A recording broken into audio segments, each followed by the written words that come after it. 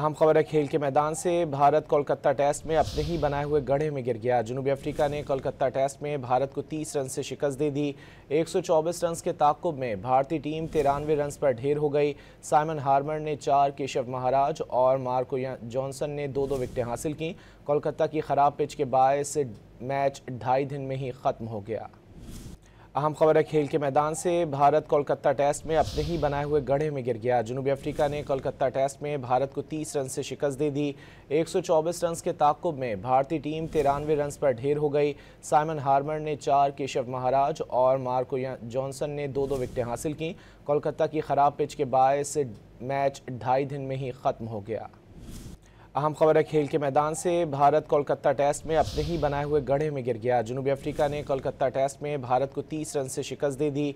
124 run के ताक़ुब में भारतीय टीम 93 रन पर ढेर हो गई। साइमन हार्मर ने 4, केशव महाराज और मार्को जॉनसन ने 2-2 विकेटें हासिल की।